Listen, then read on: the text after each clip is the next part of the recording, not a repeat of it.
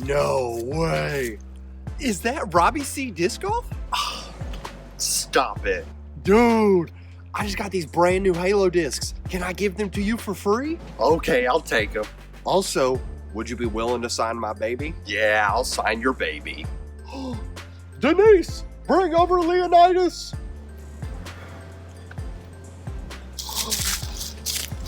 Dude, you guys are playing kind of slow with all the filming and stuff. Mind if we play through? My bad, dude. Yeah. Come on.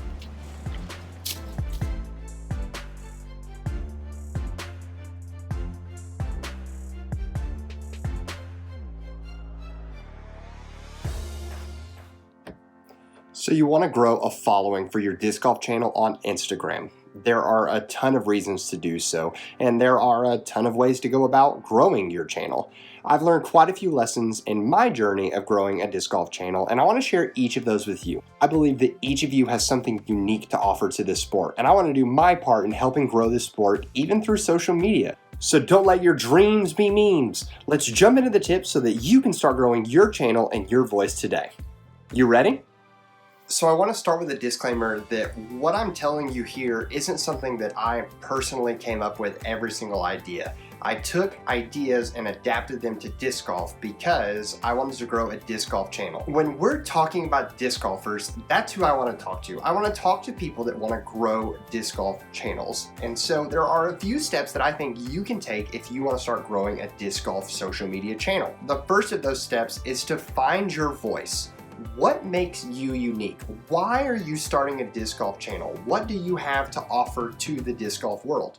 There are tons of channels out there that do phenomenal things. You have Disc Golf Insight. Eric crushes it with disc golf reviews. You have the other Robbie C Disc Golf who does memes and the tournament challenges. And then you have channels like Trash Panda who are crushing it, trying to push and show us that we need to have recycled plastic. Like, we need to make sure that we're treating the environment well. All three of these accounts are doing fantastic, but they all are different. Maybe you love disc reviews, but you hate recycling. That's a bummer for you, but those two channels offer you those different things. But what separates you from every other disc golf account out there? When we follow social media channels, we follow for a variety of reasons, but the popular ones being that A, you provide content that we like. B, we like you, and so we follow you for your story. Or C, the combination of both. But you need to decide what your voice is. Until you decide your voice,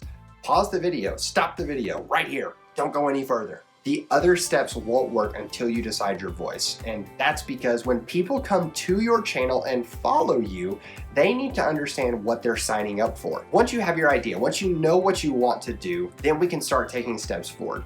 The second thing that we're going to do if you want to grow a disc golf social media channel is to make sure you're posting regularly. Post regularly. If you are posting once every 3 days, or you're posting once and then you post 4 days later, and then you post 6 days after that, and then you post 7 days after that, it's going to be really hard for you to grow a channel. You see, here's a little insight into how the algorithm wants to treat things. To show you a real example of this, meet Jess. Jess is a disc golfer who absolutely crushes it with her Innova Wraith. That Wraith goes so far, and Jess is a disc golf content creator who is doing a phenomenal job. But Jess, like all of us, wants to consume good disc golf content. So every day she logs on at 6 p.m. after she's been out there crushing it with her Innova Wraith. Instagram has a problem. What are they going to put into her feed? And there's a lot of options because there is a sea of disc golf content out there. One day while Jess is scrolling, out of the sea of disc golf content, Ryan at Caddy Disc Golf is produced. And here's the thing about Ryan. Ryan posts some amazing content every day at 5 p.m. It's dope, amazing content. When people see it, they go, wow. Now, one day, Instagram decides to try out Ryan's dope, amazing content with Jess. And what does she say? Wow. This process continues, and every single day, after Jess gets out there and crushes it with her Innova Wraith, Ryan's dope, amazing content is given to Jess. And what does she keep saying? Wow, this is so good. But one day, something happens when it comes to Ryan's content. Unbeknownst to him, life issues happen and he doesn't post his content. Uh-oh, we have a problem. Jess is still going to be logging on at 6 p.m. after she gets done crushing it with her End of a Wraith. So what's going to happen? We have to go into the sea of disc golf content to produce more content so that something's in Jess's feed. That's where Sarah comes in. Sarah posted at 4:30 that day some dope, amazing content, and everyone was like, wow, this is so good. So Instagram says, what if we try this for Jess? They give Sarah's content to Jess, and what does she say? Wow, this is so good. Now, here's the problem for Ryan. He posts at 8:30 that day, and it's still dope, amazing content, but it's not making its way to Jess's feed because Sarah has now filled that slot, and Instagram has said, wow, Jess loves Sarah's content. When we don't post consistently, we can get removed from people's feeds and not be as active for just not being consistent, because we always have to remember, there's always other content creators out there, and everyone needs to have something on their feed. When we post, and we post consistently, what ends up happening is the people that interact with our content, when they engage, that's a buzzword here, engagement. When there's engagement with your post, Instagram starts seeing that and feeds it to the people that are engaging. When you post regularly, Instagram knows that's some good stuff over there. I'm gonna give it to my people. we have to post, and we have to post regularly. Now, when it comes to your post, there's a few things that are going to help with that magical word, engagement. The first thing is using hashtags. You are allowed to use 30 hashtags per post, and you want to use every single one of them. They're phenomenal, and what those hashtags are going to do is when people follow the hashtags, your content, when it's highly engaged with, when it's really good post, is going to be pushed into that content. The second thing you're going to want to do with engagement is, have you ever seen one post and like a full video that's eye-catching? Yeah, you kind of watch it. When you sit there and watch the video for a bit, that's engagement. When you like the post, that's engagement. When you save it, that's engagement. When you send it, that's engagement. All of these things are amazing engagement. One of the easiest ways to get engagement is carousels though. If you're going to post a picture, find another 2 or 3 pictures that fit it as well and put those into your Instagram carousel. When you have an Instagram carousel, the moment someone touches that photo and swoops through to the next photo, they've engaged with your photo. That means that Instagram's like, oh snap, we got a good photo. People are swiping. that's fantastic and what you're looking for on those engagement posts. Another way to ensure that your profile gets noticed is to use new features. What do I mean by new features? I mean, look at what is new on Instagram. So for a while, stories were the highlight of what is new. And if you were using stories, then your profile was more likely to get mentioned. Then IGTV came along, and if you were using IGTV, then that was super helpful. Currently, when this video is being released, Reels are the brand new thing. And if you're using Reels, then Instagram, because you are using these new features, it makes these posts become a higher value because it wants to push people towards using these features. Oh, you're using Reels? Then we should promote it because you're using these new features. So if you're watching this video, make sure that you're checking what is the newest feature available on Instagram, and you should use that feature in your post. You don't have to use it every time, but if you use it occasionally or often, then what's going to happen is you're going to see increased engagement from your posts because Instagram is going to like that you're embracing these new features. And we like embracing new things. Think of it like when someone hands you a brand new disc. You're gonna like that. Why not give it a try, right? Best case scenario, you'll love it and find a brand new mold. Worst case scenario, you throw it in a pond, but don't throw your phone in a pond. That's a bad idea for your social media account. So to sum it up for your post, make sure you're posting regularly, make sure you're using all 30 hashtags, and make sure you're trying carousels because those are easy ways to start boosting your engagement, which is going to get you to the magical place, say it with me, the Explore page. The Explore page is when you hit that magnifying glass and it's all those things that get populated. If you make it onto the Explore page, that means people who don't even follow you are going to see your content. And that is where you start growing on the Instagram world. People don't just happen to fall into your channel. When you start getting up there and gaining the followers, you can average, I don't know, anywhere from 100 followers a day to 1,000 followers a day for some of those major influencers. For me personally, as a 4,000 follower channel, I know that I gain around 10 to 30 followers every single day. I'm not doing anything necessarily outside of what I'm telling you in this video, but it just happens. because I hit the explore page and people who don't follow me are seeing that content and seeing it suggested to them. The explore page is the best place to go, and that's where you want to end up. Now, how do you know if you're on the explore page? As a little bit of a side tip, if you haven't switched your profile to a business profile or a content creator profile, you can do that in the settings and you can look up videos on how to do that. But there is the analytics side of things where you can view insights on every single post. When you view the insights on your post, you'll find that on your homepage. It allows you to see where you're getting the traffic from. Are you getting it from hashtags, from explore, from other, from home feed, which means people scrolling who follow you already? Now, a common question I get is, all right, Robbie, you want me to post consistently. When should I post? You're going to find that you can look at when your followers are online. You want to find those high traffic times and post during those times. Usually those are around lunchtime, dinner time, and bedtime. Make sure you're looking at your analytics to find what times your followers are there and then post according to those times. It could be different for different days. The third thing, if you want to grow a disc golf social media following, is engage with other people. A lot of people think, oh, if I just make a disc golf social media account, it'll grow like crazy because I'm a good player or because I'm really nice or whatever your reason may be.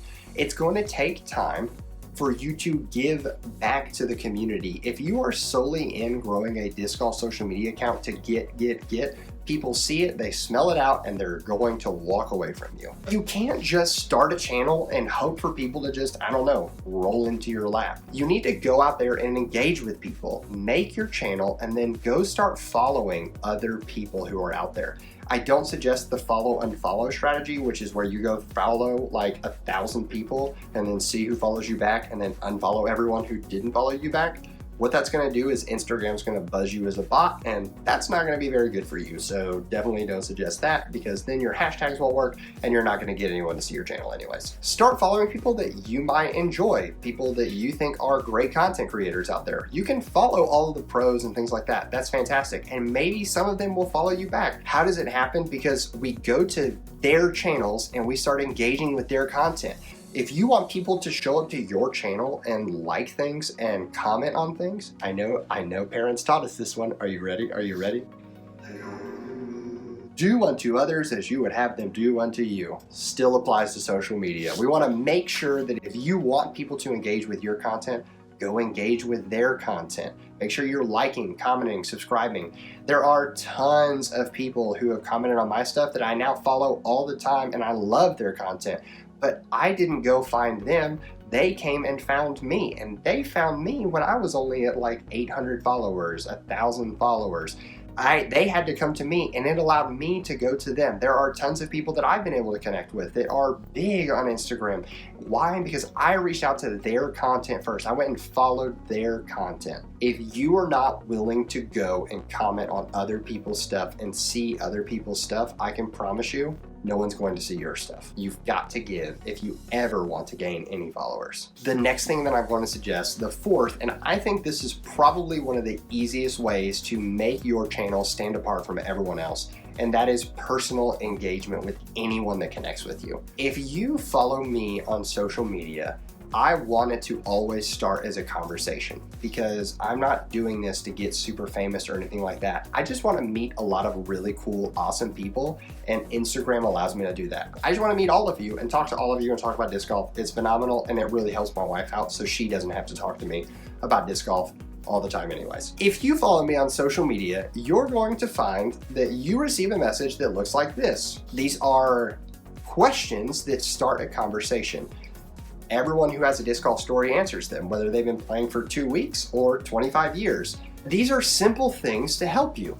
Now you may think, wow, anyone that follows you, and you said you get 10 to 30 followers a day, that's gotta take forever to send those messages. Here's the hint. If you have an iPhone, and I'm sure Google has this as well, if you go into your settings, on the keyboard settings, you can actually do this text replacement thing. Have you ever typed TY and it replaced to thank you, or OMW and it said on my way? Things like that. That's text replacement.